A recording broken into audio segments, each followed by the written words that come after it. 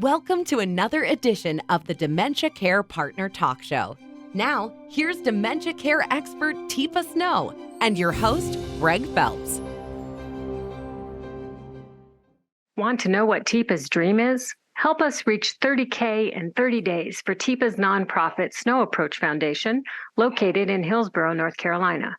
Visit GoFundMe.com and search for Snow Approach, or go to teepasnow.info/30 days. This podcast is brought to you by Tover, the creators of the Tover Towel. The Tover Towel promotes more joyful social connections for seniors living with dementia through its wide range of interactive games. Developed with seniors and care professionals, Tover Towel's games are designed to suit different stages of dementia and times of day. Discover more about the Tover Towel and the power of purposeful play at www.tover.care/US.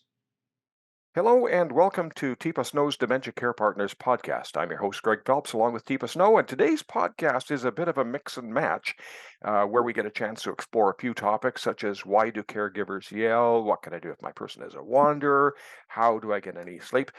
Teepa, what are some of the physical signs of dementia, Alzheimer's? How come mom can remember details about some things, not others? You know, we've got a million topics there that we just would like to explore all at once. Wow. We'll probably have to do a whole bunch more programs on this. Yeah, sorry about that, Greg. One size does not fit all in answers when the questions are so varied. So why do Turns out this is caregivers yell? complicated. Why do caregivers yell? Usually it's an indication that a caregiver has reached their limit, or they feel like they're not being heard, or they're not being listened to, or they're not getting their message across, or somebody doesn't get my message, or I am so frustrated. And it's not everybody's cup of tea. Not everybody will yell. Some people will stomp their feet. Some people will hit something. Some people will throw something. But when I'm doing it, it's a signal of I give up. I quit. I'm done. I have reached my limit. So it's usually not a good sign when caregivers yell. And the interesting thing, Greg, is that about half of caregivers who yell have no self-awareness. So if I were, as your person, to say, you're yelling at me, what do you think you might say if you didn't have awareness? No, I'm not. You are too. So And the fight is on. the fight is on. Because the other thing, in addition to yelling, is arguing. Because when you start yelling, it means the part of your brain that is not able to regulate volume and intensity is also the part of your brain that is not able to pause and consider what was the incoming message and what does that mean and what could I do with that rather than simply react to it. So think before reacting. Well, but that's the trouble with reactions. Is we're reactionary by nature. We see danger, we react. So how do we teach ourselves to take that pause?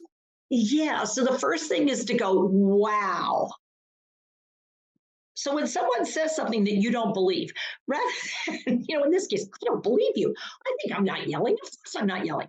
But instead of arguing, a new synaptic pattern we can develop is, oh, wow, a surprise. That was a surprise. I could view it rather than a threat as a surprise. And that means I have to recognize if you say that to me, your point of view and my point of view, oh, wow, we're in confrontational stance. So at that moment, I have a chance. I have a chance at that moment to go, wow.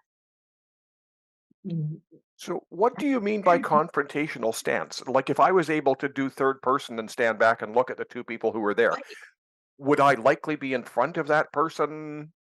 Yeah, so that's the thing. So if I say yes and you say no, or if I say no, I'm not, and you say yes, you are, that means all we are is if our two hands are coming together, it's palm to palm. We are pushing back on each other. So we're not anywhere but pushing each other, and it's called resistance. And so if I say yes and you say no, it just means we're going to keep pushing at each other. And if somebody is the care person and I'm pushing my person who's got brain change, I might want to look in the mirror, but I can't in that moment.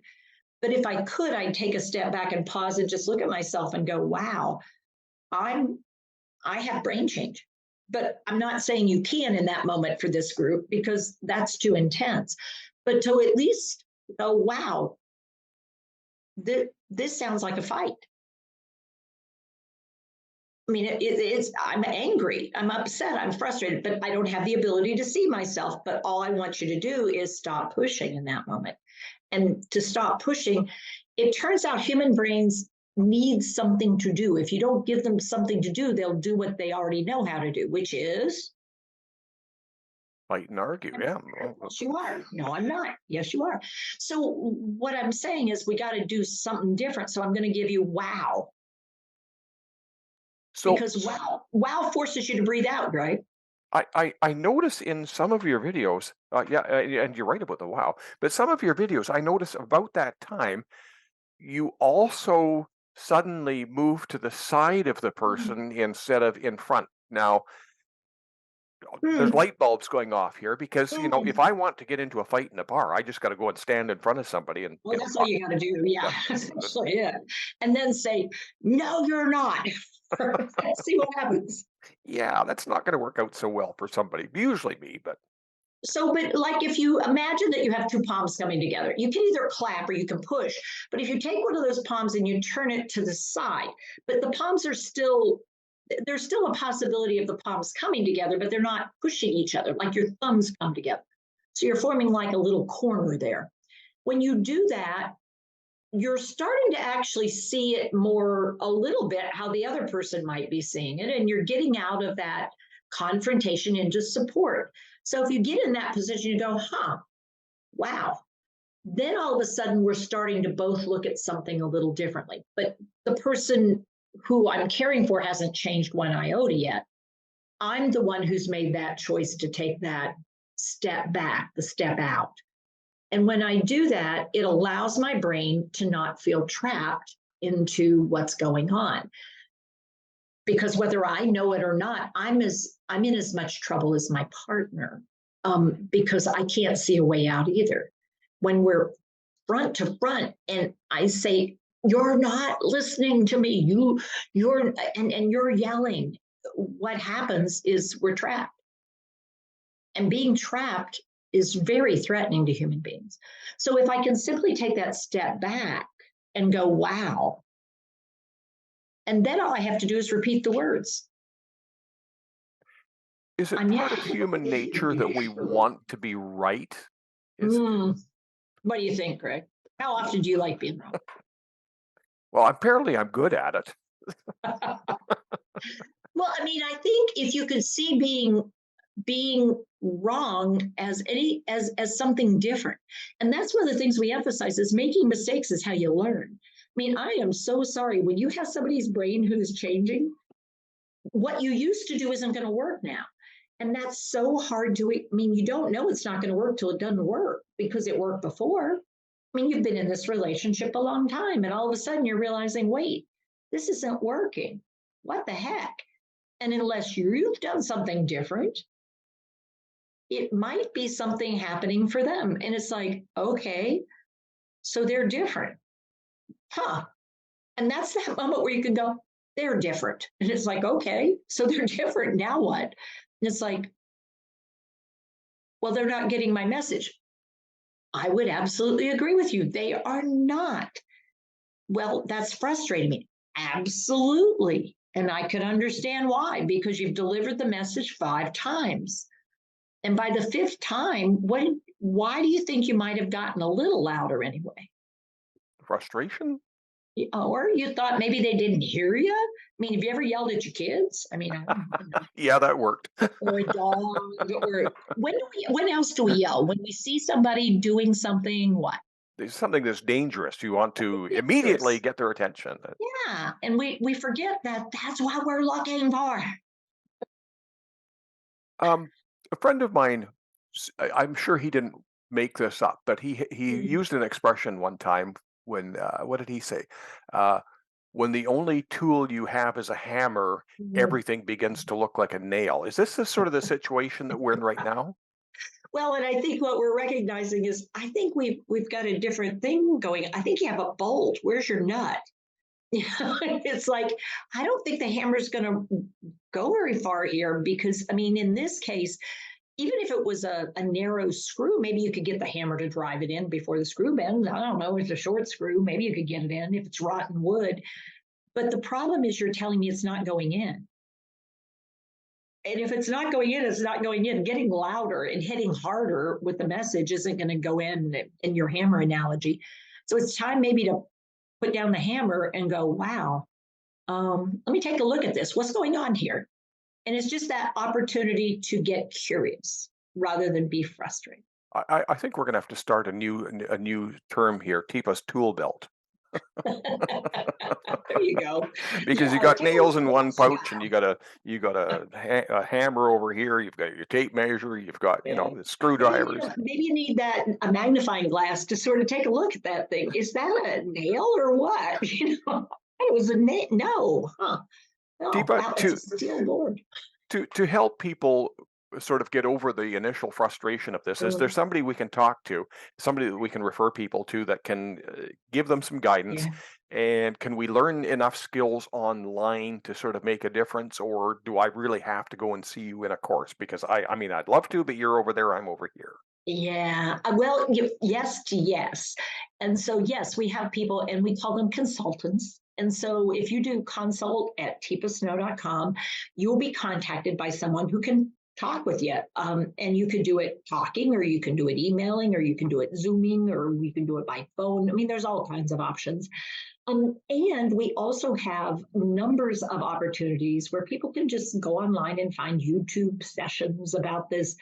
What I will say is I get messages, usually 2 or 3 or 4 a week, about how they took what I did. I've never met the people, and they used it, and it made such a difference in the relationship and their own abilities. They were amazed, and it changed the whole journey for them. So I think there must be a way people get it, Greg, because there are people out there I've never met who say they've noticed that it makes a difference for them.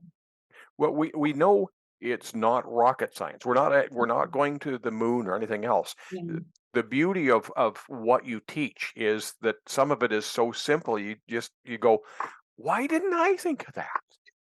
Yeah, I know. Usually it's like when we say, so the problem is for the person, whether you meant it to or not, even if your volume didn't go up, your intensity went up and maybe the frequency went up, or there's something going on here that isn't working. And so that idea of like, well, yeah, that's what's happening. I mean, a number of people go, have you been to my house? It's like, yeah, no.